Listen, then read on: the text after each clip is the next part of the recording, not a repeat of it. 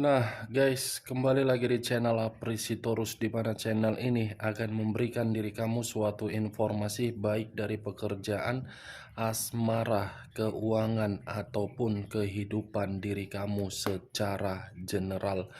Sebelum saya memberikan suatu informasi dari berbagai aspek yang saya katakan tadi, saya juga mengingatkan kepada teman-teman, informasi yang saya berikan terhadap diri kamu bukan suatu acuan ataupun suatu keputusan untuk kamu ambil dan untuk kamu terima. Saya hanya bisa memberikan diri kamu suatu informasi berdasarkan kartu yang saya pegang ini.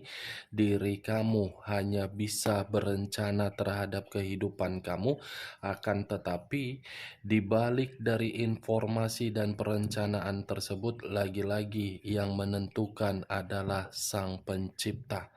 Sebelum saya mengambil satu persatu kartu yang saya pegang ini secara acak, saya juga mengingatkan kepada teman-teman apabila ketemu dengan channel saya agar menekan tombol subscribe-nya dan menyalakan loncengnya supaya next video saya lebih semangat untuk memberikan suatu informasi baik terhadap kondisi energi kamu, manusia yang selama ini kamu prioritaskan, serta pihak ketiganya. Oke, Wageng? Sama seperti biasanya, saya tidak memiliki judul atau topik yang akan saya angkat, tetapi saya akan berusaha untuk berbagi cerita dari setiap kartu yang akan saya ambil nanti secara acak. Apakah cerita di balik dari kartu tersebut akan memberikan suatu gambaran yang bersifat positif atau kebalikannya? Kita langsung saja. Saya akan mengambil beberapa kartu, di mana kartu yang akan saya ambil nanti bisa saja bersifat resonate, bisa saja tidak bersifat resonate. Semuanya saya kembalikan terhadap pola pemikiran kamu, semuanya saya kembalikan terhadap situasi energi yang kamu miliki untuk saat ini.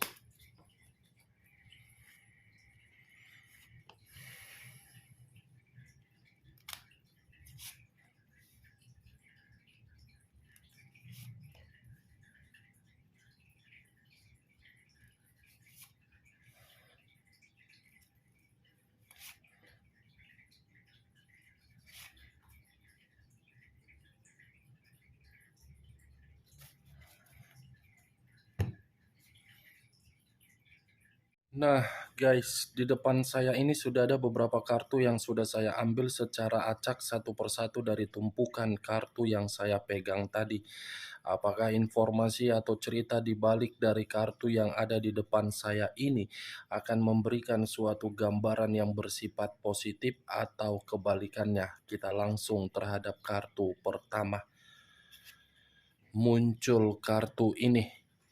Sekali lagi saya mengatakan, muncul kartu yang saya pegang ini, di mana kemunculan kartu yang saya pegang ini seperti memberikan suatu isyarat atau berbicara terhadap kondisi satu energi, yang dimana kondisi energi tersebut untuk saat ini saya melihat dan saya merasakan sepertinya ada satu bentuk pergerakan, tetapi bentuk pergerakan ini antara perasaan dan batin.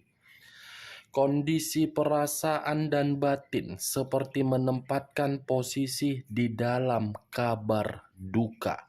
Duka dalam kategori apa? Menangis. Duka dalam kategori apa? Tertekan. Duka dalam arti apa? Tersiksa. Hampir setiap hari merasakan yang namanya duka dari karakter seseorang yang diprioritaskan ataupun dari seseorang yang dipercayai. Kalau saya mencoba untuk mengarahkan kartu yang saya pegang ini terhadap posisi energi yang dimiliki oleh pihak lain atau orang lain, serta mengesampingkan satu energi yang saya katakan tadi, kartu ini menjelaskan bagaimana karakter yang dimiliki. Kondisi karakter seperti menyudutkan, menimbulkan konflik, tetapi tidak mau disalahkan, selalu bertentangan, dan selalu ingin menuntut berbagai kewajiban. Apa yang barusan saya katakan bisa saja mengarah terhadap posisi energi kamu, dan apa yang barusan saya katakan bisa saja mengarah terhadap manusia tersebut. Akan tetapi, sebelum saya memberikan suatu informasi terhadap kemunculan kartu yang saya pegang ini, terlebih dahulu saya akan mengarah terhadap posisi energi kamu sebelum saya mengarah terhadap manusia tersebut. Sebelum saya mengarah terhadap manusia itu, terlebih dahulu saya akan mengarah terhadap diri kamu.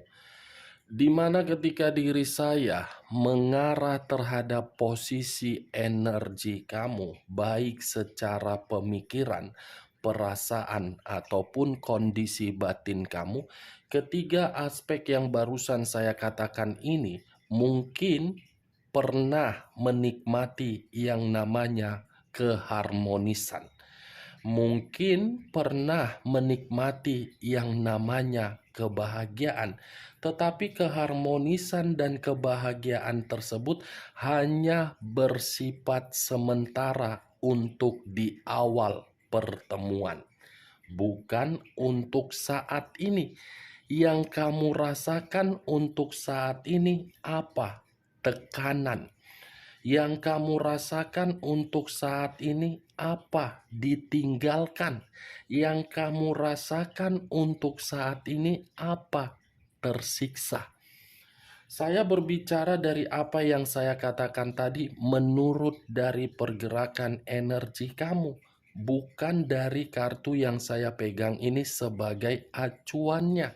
Kalau acuannya dari kartu yang saya pegang ini, kartu ini memberitahukan komitmen yang selama ini kamu jalankan, komitmen yang tidak pernah satu pemikiran, selalu bertentangan.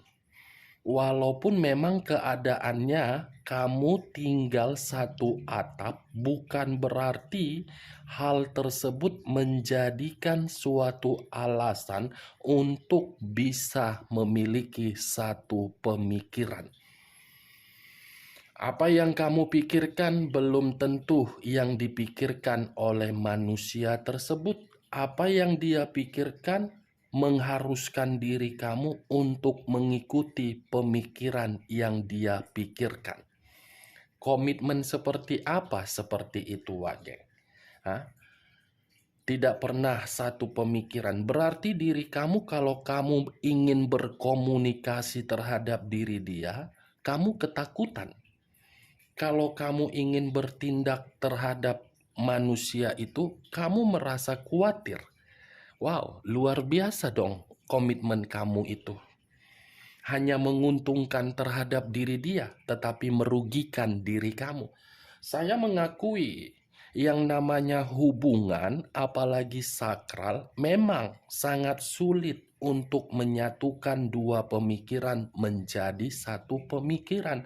Tetapi bukan menjadi sebagai alasan untuk dipergunakan oleh manusia itu, agar manusia itu bisa menginjak-injak diri kamu. Bukan sebagai alasan agar manusia itu bisa menggiring berbagai opini terhadap orang lain, yang dimana opini itu kamu yang disudutkan. Itu yang namanya komitmen, Wak Geng. Sekedar ingin bertanya saja, bukan menyalahkan. Dan saya rasa kamu pun sudah terlalu lelah untuk menghadapi manusia yang dimana manusia itu sangat keras kepala. Antara pemikiran dengan perasaan dengan ucapan semuanya bertolak belakang yang dia berikan. Mulut manis, pemikiran lain, kondisi perasaan lain juga. Kartu pertama sudah keluar, kartu The Lovers. Ya, secara otomatis kartu ini pun memberitahukan komitmen kamu terlalu banyak godaan. Bukan hanya godaan, tetapi komitmen kamu itu membuat diri kamu bingung. Apa ya yang harus saya lakukan? Saya sudah muak, saya sudah lelah, saya sudah bosan menerima orang seperti ini. Sudah melakukan kesalahan tetapi bukan menyadari kesalahan, sudah dimaafkan tetapi kata maaf tidak memiliki arti, sudah diberikan kesempatan tetapi kesempatan tersebut tidak dipergunakan, malah menjadi-jadi. Sudah ketahuan selingkuh tetapi perselingkuhan itu malah menyudutkan diri kamu. Seakan-akan berselingkuh dengan alasan hilap, dengan alasan tidak ada niat mengarah seperti itu. Wow, itu manusia atau apa? Berselingkuh hilap. Logika yang bermain, terjadinya perselingkuhan bukan atas dasar hilap. Pasti akan melalui berbagai proses. Perkenalan, tukaran nomor WA, chattingan, janjian, nyewa tempat terjadi. Bukan hilap. Tidak ada yang namanya perselingkuhan atas dasar hilap. Itu hanya sekedar omong kosong, pemanis untuk didengar. Cocok, kau rasa dengan ucapan saya tadi? Hah? Kalau dia mengatakan saya selingkuh karena saya hilap, nonsen. Sudah menikmati lendir, sudah menikmati lubang, hilap. Itu katanya alasannya. Hah? Itu cocok manusia diapain? Diapain? Dibenturkan kepala ke tembok atau dibawa ke karung, diikat, dibuang. Hah? Yang namanya perselingkuhan tidak ada kata hilap. Secara sadar dilakukan, bukan tidak sadar. Tetapi ya lagi-lagi, karena manusia itu terlalu lebih mendominasi terhadap diri kamu, ya dia akan mengancam diri kamu. Dia yang berbuat salah, dia kan yang memberikan tindakan keras. Ayo, keluar ya, Wak Gek. Orang seperti itu tidak layak untuk dipertahankan. Orang seperti itu cocoknya dibuang. Daripada merusak mental, fisik, dan psikis kamu, daripada merusak batin kamu, lebih baik kamu hidup dengan sendiri tetapi bahagia daripada hidup dengan orang yang masih memikirkan lendir dan lubang. Ini dia, Wak Geng. Kartu pertama sudah berbicara The Lovers. Sangat sulit untuk mengarahkan seseorang kalau pemikiran seseorang itu hanya lendir, lubang, lubang, lendir, lendir, dan lubang. Itu dia. Sekalipun sudah memiliki komitmen sakral, kalau pemikiran masih lubang, lendir, lendir, dan lubang, sangat sulit. Itu dia, Wak Geng. Sudah berselingkuh, sudah memberikan godaan, tetapi tidak mau disudutkan. Itu manusia atau bagaimana? Dajjal atau iblis? Saya berbicara seperti ini bukan dalam arti memberikan sugesti ya, tetapi ya itu realitanya. Kan itu kan kenyataan yang kamu rasakan kan? Ya kan, Wak Geng? Ayo jawab. Hah? Itu kan yang kau rasakan kan selama ini berpuluh-puluh tahun. Kan? Kalau saya mengarahkan kartu yang saya pegang ini terhadap manusia tersebut, ya sudah cukup jelas. Kartu ini menggambarkan karakter dia. Karakter yang dimana selalu bertentangan tetapi mengharuskan diri kamu mengikuti apa yang dia katakan walaupun dia yang berbuat salah. Luar biasa lah manusia ini. Dia yang berbuat salah tetapi kamu masih mengikuti. Kamu bodoh atau pintar? Itu dia. Tetapi untuk kali ini, saya tidak terlalu mendominasi bagaimana posisi pergerakan kamu. Karena yang keluar ini adalah kartu The Lovers. The Lovers dalam arti apa? Pihak ketiga. Pihak ketiga sepertinya berperan aktif terhadap manusia tersebut. Seperti ibu guru mengajari manusia itu agar manusia itu menghancurkan hubungan komitmen yang selama ini dia jalankan. Ya itulah, seperti ada yang mengajari, mengayomi manusia itu, ayo pergi saja, ayo kamu kan tidak bahagia, materi kamu kan habis, kamu kan tidak merasakan ini, kamu kan tidak merasakan itu. Ya seperti itu hasutan dari pihak ketiga. Ya manusia itu pun secara otomatis mau, karena yang dia rasakan kenikmatan. Padahal dibalik dari kenikmatan, pihak ketiga secara tidak langsung datang hanya sebagai karma negatif untuk dia nikmati. Itu dia, luar biasa kan? Tetapi saya pun tidak bisa menyudutkan kehadiran pihak ketiga ini apa alasannya. Sekalipun alasannya karena materi, ya itu terjadi kan atas seizin dari manusia tersebut. Kalau manusia itu tidak mengizinkan pihak ketiga hadir, bagaimanapun kenikmatan atau bagaimana keindahan yang dimiliki oleh pihak ketiga tidak akan terpancing. Tetapi ya karena itu, lendir, lubang, ayo cari lendir, ayo cari lubang, mana lagi ini, mana lagi ini, mana lagi ini, ya itu dia geng. Anggap saja ya, saya berbicara seperti ini seperti orang gila. Karena saya berbicara sudah di bawah alam sadar saya. Dengan keadaan yang kurang fit. Ini dia. Kita lihat kartu berikutnya. Muncul kartu Six of Swords.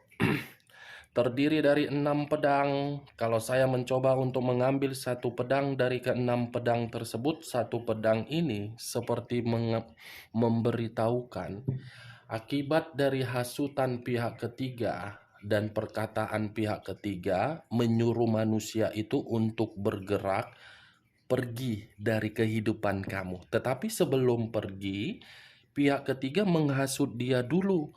Berikan dulu suatu tekanan. Ambil dulu yang selayaknya yang perlu diambil. Setelah memberikan tekanan dan mengambil, baru pergi. Ini dia hasutan dari pihak ketiga. Menyuruh untuk melepaskan dengan cara apa? Memberikan keputusan secara sepihak. Melarikan diri. Ini manusia kan pecundang. Pecundang kan wak geng? Hasutan dari pihak ketiga, ayo pergi, kamu kan gak bahagia, kamu kan menderita, lebih baik sama saya. Ya iblis. Itu dia, ini wak geng. Cocok, kita lanjut lah ya kartu berikutnya. Muncul kartu Four of Cups. Four of Cups terdiri dari 4 cawan. Kalau saya mencoba untuk mengambil satu cawan dari ke-4 cawan yang saya katakan tadi, satu cawan ini seperti memberitahukan akibat dari hasutan pihak ketiga yang kamu dapatkan dari manusia itu apa? Kamu dihinakan, kamu tidak diperdulikan kan? Kebutuhan tanggung jawab kamu semuanya sirna kan? Yaitu ulah dari pihak ketiga. Sampai diri kamu menerima status single parent. Single parent penuh dengan beban dan penuh dengan tanggung jawab. Luar biasa kan hasutan dari pihak ketiga ini? Inilah dia. Muncul kartu Five of Wands. Tadi 4 cawan, sekarang 5 tongkat. Kalau saya mencoba untuk mengambil satu tongkat dari ke-5 tongkat yang saya katakan tadi, satu tongkat ini seperti memberitahukan bahwasannya akibat dari hasutan pihak ketiga, kamu pun menerima yang namanya hambatan. Hambatan dalam arti apa? Perselisihan, kekerasan, tindakan yang di luar dari dugaan kamu, terlalu banyak konflik yang kamu terima dari batin kamu menghadapi berbagai tantangan, kamu digosipi, kamu seperti disudutkan. Ini dia. Kartu pertama pihak ketiga. Semua dalang dari pihak ketiga. Ingat, saya berbicara seperti ini bukan dalam arti menyudutkan pihak ketiga dan tidak membenarkan manusia itu. Pihak ketiga dengan manusia itu adalah manusia sama-sama jahat. Nih dia Wage. Bagaimana perkataan yang barusan saya katakan? Cocok, kau rasa? Ya kalau menurut diri kau cocok silakan angkat. Tetapi kalau tidak usah kau angkat. Dan jangan paksakan terhadap kondisi energi kau agar perkataan saya tadi bisa bersifat resonate ataupun tidak resonate. Anggap saja perkataan saya tadi sebagai gibahan atau perkataan yang tidak berfaedah atau tidak berkualitas. Kita lihat kartu berikutnya. Muncul kartu Dekariot. Dekariot unsur air berlambangkan 3 zodiak, Pisces, Cancer, dan Scorpio. Kalau saya mencoba untuk mengesampingkan ketiga zodiak yang saya katakan tadi, kata Dekariot ini, saya rasa dia yang mengubah, dia yang melepaskan, dan dia yang akan datang terhadap diri kamu, tetapi kondisinya akan frustasi. Dia akan sadar dari berbagai hasutan yang diberikan oleh pihak ketiga terhadap manusia itu. Sadar, dia akan sadar ini ada waktunya dan ada momennya yang membuat manusia ini akan sadar, tetapi momen kesadaran dia akan membuat semuanya terlambat dan manusia itu akan menangis. Di saat manusia ini menangis, kamu berbahagia, kamu merdeka, dan pihak ketiganya meninggalkan diri dia. Muncul kartu Nine of Swords. Terdiri dari 9 pedang. Kalau saya mencoba untuk mengambil satu pedang dari ke-9 pedang yang saya katakan, 9 pedang ini tunggu saja. Ada dalam waktu dekat hasutan yang selama ini diberikan oleh pihak ketiga terhadap manusia tersebut sehingga manusia itu kehilangan yang namanya seseorang yang mampu memberikan kesetiaan. Dia akan merasa bersalah, dia akan merasa menyesal, dia akan stres, dia akan menerima ancaman dari perubahan karakter kamu, dan dia akan benar-benar dalam kondisi yang sangat buruk. Ini dia Wak Geng. Oke Wak Geng, hanya itu yang bisa saya berikan informasinya terhadap diri kamu dari berbagai kartu yang saya ambil ini. Sekian dulu informasinya. Salam kartu tarot, salam zodiak.